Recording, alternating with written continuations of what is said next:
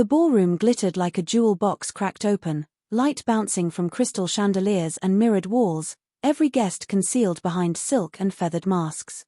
Laughter mingled with the swell of violins, champagne flutes clinked like tiny bells, and the entire evening pulsed with wealth and secrets. Claire Donovan moved through the crowd like a shadow in silver, her sleek gown catching eyes, though her expression remained distant, almost icy. She wasn't here for pleasure. Her boss insisted that showing face at the city's most exclusive masquerade could open doors for their firm. Still, Claire's sharp gaze carried no illusions about the elite who filled this room. That was when Daniel Mercer found her. He approached with a confident smirk, his tailored mask framing eyes that gleamed with arrogance and intrigue. Neither knew the other's true identity, yet their words collided in a duel of wit and restraint, her sharp rebuttals cutting through his casual charm, his teasing counters daring her to falter. Instead of clashing, the friction sparked. Drawn by something neither would admit, they ended on the dance floor, where the music slowed, pulling strangers into intimacy. Claire's hand in his was both electric and unsettling. His touch carried danger, but also a promise she couldn't define. They moved as though the rest of the glittering crowd disappeared, masks brushing close, voices low. And then, just as Claire gathered the courage to look beyond the disguise, every chandelier blinked out, the ballroom plunged into darkness. A murmur rippled through the guests, but Claire only felt the rush of his presence lingering near. When the lights flared back, he was gone, his face still hidden, leaving her shaken and breathless by the echo of a man she didn't yet know she was destined to hate and to desire. Claire Donovan had learned early that nothing in life stayed secure. Her childhood was painted in soft, suburban hues, a modest house on a quiet street in Queens, laughter echoing through summer evenings, the smell of her mother's cooking drifting through the windows. That world shattered when she was 16. Mercer Properties, a name she had only seen on glossy billboards, became the faceless villain of her life. The neighborhood foreclosure came like a storm without warning, notices slapped onto doors, neighbors whispering about late payments and impossible terms. Her parents, hardworking and hopeful, had believed they were safe. They weren't. One by one, moving trucks swallowed families. When the Donovan home was seized, Claire stood on the curb watching strangers carry away her memories, her father's shoulders bent under defeat he never spoke of again. It wasn't just a house lost, it was the illusion of safety that day lit something inside her. While other kids were scribbling college essays about finding themselves, Claire was charting war plans. She buried herself in books, determined to understand contracts, loopholes, and the language of power that had been used to strip her family bare. Law school wasn't ambition, it was vengeance cloaked as purpose. By 28, she had carved a reputation for herself as relentless, unsparing, cold when necessary. Colleagues admired her precision, opponents feared her calm dismantling in court. But beneath the sharp suits and icy tone was a girl still staring at that eviction notice, promising never to let anyone steal her world again. Daniel Mercer's life had always looked enviable from the outside. Born into skyscrapers and penthouses, he was raised in the glow of power his father cultivated like an empire. Mercer Properties was the crown jewel of New York's real estate dynasty, and Daniel had been groomed since boyhood to wear that crown. Yet privilege had its own chokehold. Every school, every deal, every carefully crafted headline had been orchestrated to make him the heir apparent. Daniel knew how to smirk in a boardroom, how to cut a deal with a phone call, how to shake hands with a senator, but none of it had ever been his choice.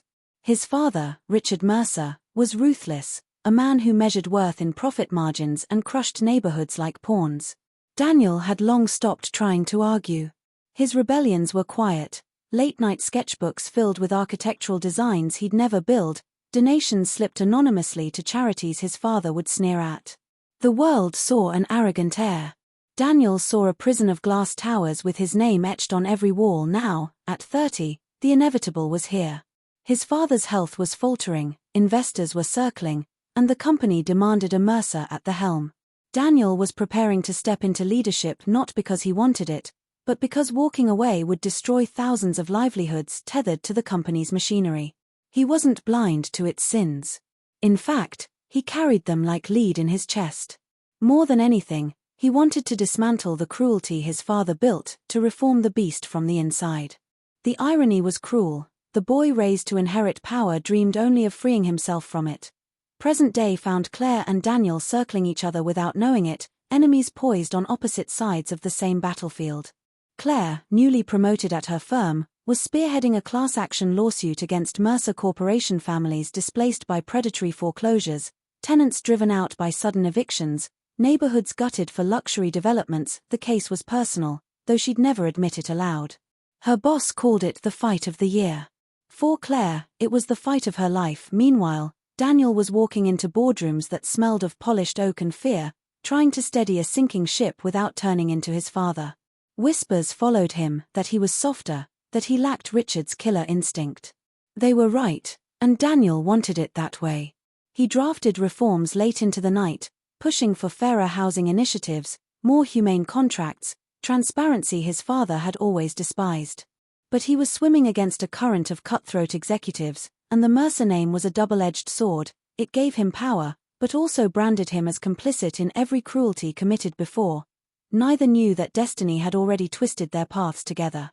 At the masquerade ball, their banter and unspoken connection had left both restless, haunted by a stranger whose face they hadn't seen. Neither guessed the truth, that the stranger they felt drawn to was the enemy they had spent years preparing to fight. For Claire, he was the embodiment of everything she loathed. Mercer, the name that stole her childhood home. For Daniel, she was the force threatening to dismantle the company he hoped to redeem, and yet, beneath the polished glass of skyscrapers and the weight of legal documents, something human stirred. Claire's pursuit of justice was tangled with old wounds she had never let heal. Daniel's pursuit of redemption was laced with the desire to finally make one choice for himself. Both carried scars of family legacies, both longed to be more than the roles they'd been cast in. The masquerade had lit a spark neither wanted, and both would soon discover that love and hatred could share the same heartbeat. Raft for you.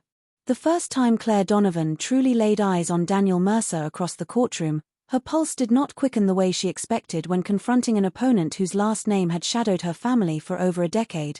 Instead, it slowed, as though her body itself recognized the gravity of what stood before her.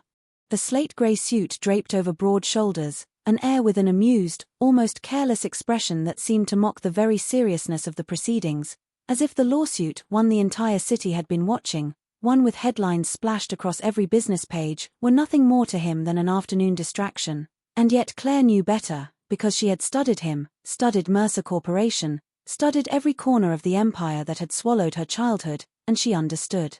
That behind that casual tilt of his head, behind the faint smirk tugging at his lips, was a man born into ruthless legacy, a man raised to dominate rooms like this one, a man she had sworn in the privacy of her own heart to dismantle piece by piece, not for herself alone but for the families displaced by greed disguised as business. And still, as she rose to her feet and addressed the court, "Your Honor," the plaintiffs allege, with the sharp precision of someone who lived inside every syllable of her argument, her voice cutting through the air like glass, she felt an unfamiliar awareness prickle her skin, as though his attention were not merely professional but personal, as though the act of speaking had tied an invisible thread between them, taut and dangerous. And when she finally dared to meet his eyes, it was not recognition that struck her but something stranger, subtler, a pull that came not from sight but from sound, because when he rose to object, his cadence brushed her memory like a whisper of something half forgotten, a mocking lilt she should have despised but which instead unsettled her in a way she could not name,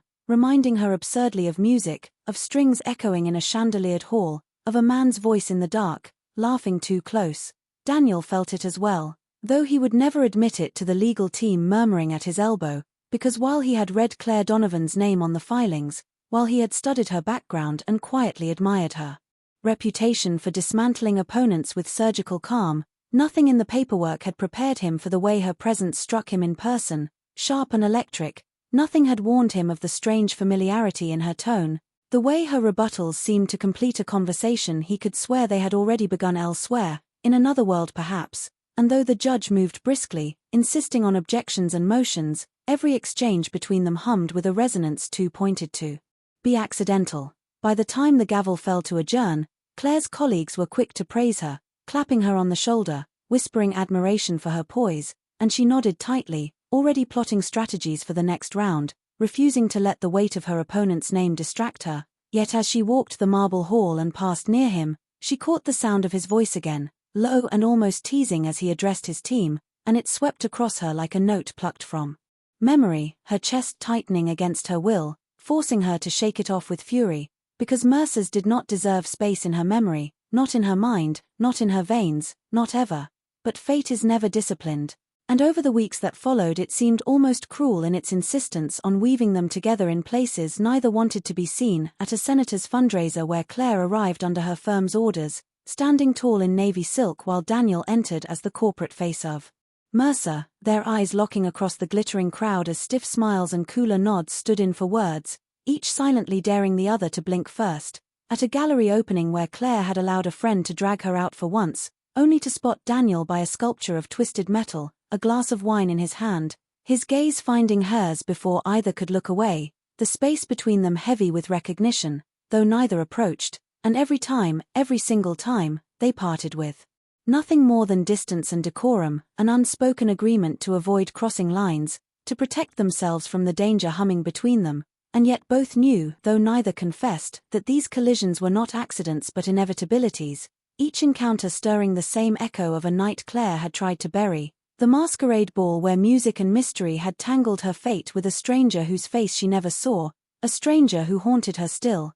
Claire told herself the encounters were nothing but coincidence, irritation dressed as fate, and Daniel told himself it was temptation best ignored, yet both of them lied in equal measure, and their lies unraveled on the night of the charity gala, an event sprawled across a marble-floored hall draped in white and gold, where every detail, the velvet ropes, the silver trays, the hush of moneyed laughter was calculated to impress, and Claire, against her own better judgment, attended because her boss demanded it, wearing a black gown sharp and elegant, armor stitched from silk, her smile a mask as she lingered on the edges, carefully avoiding the banners and whispers of Mercer's sponsorship, while Daniel, arriving late with his tie loosened and his expression carved from boredom, scanned the room only to falter when he saw her, because for all the politics and power surrounding them, the only thing that mattered in that moment was the undeniable fact that she was there, radiant and untouchable, and though they had circled each other for weeks, exchanging nothing but legal barbs and social nods, the air beneath the chandeliers shifted when they finally crossed paths near the champagne table, his voice breaking the distance with a professional restraint that did not reach his eyes. "Ms. Donovan," and her reply cool and precise despite the sudden dryness of her throat. "Mr. Mercer," and it should have ended there, a brief acknowledgement, two rivals preserving the fiction of civility, but the band struck up a slower song, couples drifting onto the dance floor, and Daniel, compelled by something stronger than reason, extended his hand with a half-smile that cloaked his intent. Just one dance. For the sake of appearances, and Claire hesitated, every instinct screaming no, every lesson from her past warning her that to touch him was to betray herself, yet against every wall she had built, her fingers slid into his, and the music wrapped around them, pulling their bodies into rhythm, their steps aligning too easily, too familiarly, like déjà vu reborn, his touch steady at her waist, her breath faltering against his nearness, silence settling between them heavy and dangerous, until she finally dared to look up and meet his gaze, and her breath caught, the words escaping before she could stop them. "Why does this feel?" Her voice trailing into uncertainty, and his lips curved faintly, knowingly, as he answered, "Like we've done this before." And in that instant memory collided with reality, the masquerade she had sworn to forget shimmering into clarity, the night of masks and strings, the stranger whose voice had brushed her ear in the dark, and now, here. The pull was undeniable, the air between them crackling with inevitability, logic dissolving beneath the weight of something neither could resist, and though dozens of eyes might have watched, though the lawsuit tethered them to opposite sides of a battlefield, none of it mattered in the moment his mouth found hers, brief yet searing, startling yet inevitable, the kiss tilting Claire's world and collapsing Daniel's restraint, until the spell fractured with a colleague's voice calling her name. Until Daniel turned his head and the light caught his profile just so, and recognition struck like a blade. Her pulse froze, his breath stilled, because she was Claire Donovan, the attorney suing Mercer Corporation, and he was Daniel Mercer, the heir to the empire she had sworn to destroy, and in that raw silence between revelation and consequence, both knew the truth with a clarity that burned. They had kissed their enemy, and nothing would ever be the same again. The lawsuit grew into a war of attrition. Every morning, Claire walked into the courtroom armed with files, evidence, and the weight of dozens of displaced families. Every morning, Daniel sat across from her, expression carefully composed, his voice low and controlled as he defended Mercer Corporation. Their exchanges were sharp, icy, professional on the surface, but underneath, something unspoken churned. Claire would leave the courtroom seething at his smirks, at the way he leaned back as though untouchable. Yet later, in the solitude of her apartment, she couldn't banish the echo of his voice, the memory of his hand steady at her waist on the dance floor. She hated that her body remembered what her mind rejected. The warnings came like clockwork. Her colleagues, protective yet pragmatic, reminded her daily, "He's a Mercer, Claire. Don't confuse strategy with sentiment. He'll ruin you if you let him." She nodded, tight-lipped, pretending she hadn't felt her pulse stutter when his gaze lingered too long in court. On Daniel's side, the pressure was more brutal. His father's words were daggers cloaked in paternal authority. "That woman is a viper. She'll bleed this family dry. Crush her before she crushes us."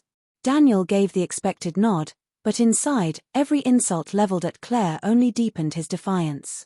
He had seen her fight, fierce, unyielding, driven by something far more human than greed. She was nothing like the caricature his father painted. In secret, Daniel began to shift the machine he'd inherited. He called in executives, questioned policies, quietly softened predatory clauses in contracts, restructured deals that had once been designed to trap tenants. The changes were subtle, incremental, but they rippled outward. Families felt small relief. Activists whispered that Mercer Corporation was cracking under pressure. To the outside world, it looked like Claire's lawsuit was winning ground, fueling her resolve even as it left Daniel caught between reform and exposure. Then came the discovery that gutted her. Late one night, combing through dusty boxes of evidence, Claire found a folder of correspondence her mother had saved. Among the brittle pages were letters from her father, handwritten pleas to the Mercers after their foreclosure. He had begged, not for wealth, not for favors, but for time. Time to pay what they owed, time to keep their home. Each letter was ignored, dismissed by Daniel's father with silence. Her father had carried that humiliation to his grave. Claire read every word with trembling hands, fury and grief tightening around her throat. The Mercers hadn't just taken her house, they had broken her father's spirit, and yet, in the quiet that followed, her thoughts betrayed her. Daniel wasn't Richard Mercer. He didn't have his father's cruelty in his eyes. In fact, he had kissed her with something startlingly human, something real. She had tried to bury that memory, but it resurfaced at the worst moments in the courtroom, in her dreams, in the way her chest tightened when their hands brushed against shared documents. The truth clawed at her. She was falling for him. The realization should have ended everything. Instead, it pulled her deeper into chaos. The masquerade night returned in fragments, the masked man whose wit had matched hers, whose touch had unsettled and thrilled her. And then, piece by piece, the recognition crystallized. The stranger she had let herself want was Daniel Mercer. The enemy. The heir of the man who destroyed her family. Betrayal flooded her veins, hot and bitter. It wasn't just that she had kissed him, touched him, felt something she couldn't deny. It was that fate had played a cruel trick, binding her to the one man she was sworn to fight. In that moment, standing with the letters of her father's pleas trembling in her hands, Claire Donovan vowed that no matter what her heart betrayed, she would not forgive. She would not forget. And Daniel Mercer, masked or unmasked, would pay for the sins of his name. The tension snapped the night Claire confronted Daniel behind closed doors, the polished veneer of civility stripped away.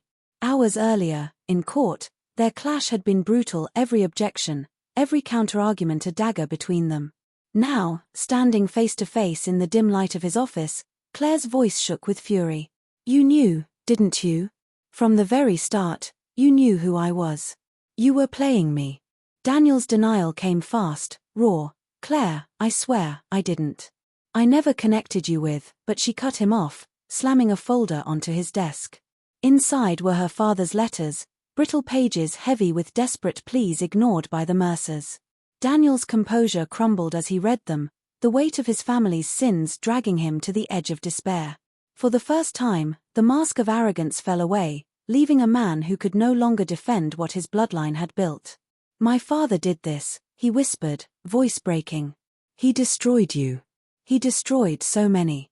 Claire's eyes burned, torn between rage and the flicker of compassion she hated herself for feeling. The next morning, the courtroom transformed into a crucible. Claire stood before the judge and jury, delivering a closing argument that cut with surgical precision, each word fueled by her father's memory, each phrase exposing the Mercer's empire as a machine of greed and cruelty. Across the aisle, Daniel sat rigid, every muscle coiled, torn between the chains of his family and the truth clawing at his conscience. The gavel hovered over the fate of hundreds, but the real war was inside him.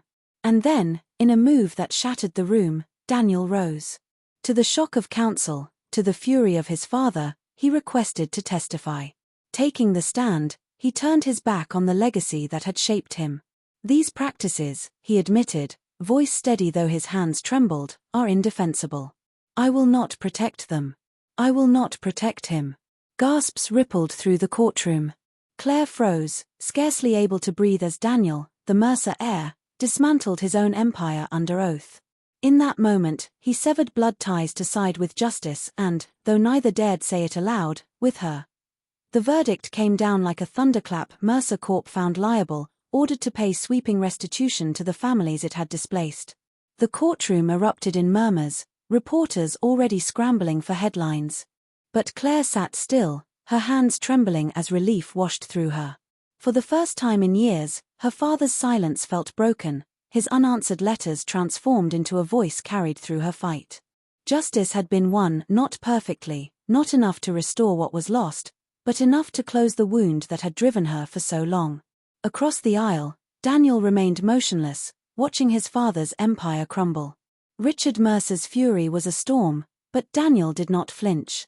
He had chosen his side, and with that choice, he severed the legacy that had bound him since birth. In the days that followed, Daniel quietly resigned from Mercer Corp, walking away from the towers and contracts that once defined him, determined to build a life not dictated by his father's shadow. When he and Claire finally met again, it was not in a courtroom but in the stillness of a quiet cafe, stripped of masks, stripped of titles. His words were simple, steady. I chose justice, not for you, not for me, but because it was right. She studied him, the man who had once been her enemy, the man who had dismantled his own bloodline with truth. Something in her softened, the sharp edges of rage dulled by respect, though forgiveness did not come so easily. She nodded once, a quiet truce, knowing their story was no longer one of enemies, but of two people who had finally chosen their own paths, even if they did not walk them together. The city outside was hushed, its skyline glowing like embers against the midnight sky, but Claire's apartment was alive with quiet intensity. She sat at her desk, the same one where she had fought case after case, its surface buried beneath files, briefs, and the scars of a life spent battling injustice. The wall before her was a collage of sticky notes, each scribbled with words that had carried her through long nights. Truth matters. Justice is for the unseen. Never again. Tonight, she pressed one final note into the center, smaller, softer than the rest. It read, even enemies can change. She leaned back, exhaling a breath that trembled, her father's memory heavy but no longer suffocating. Then came a knock, quiet, fleeting. When she opened the door, no one stood there, only an envelope resting against the frame. Inside, wrapped in folded paper, was a mask from the masquerade ball, the beginning of everything. Her fingers brushed its edges, and beneath it she found Daniel's handwriting, clean and steady. I'll take mine off if you're ready to take off yours. The words struck deep, not as an appeal, but as a choice freely offered. Claire's lips curved into a soft smile, her eyes shimmering with tears she didn't try to hide. Alone in the quiet, she whispered into the night, almost to herself, maybe love was always behind the mask. The room held her words, tender and unfinished, a promise that the fight was over and something new, fragile, and real was waiting to begin.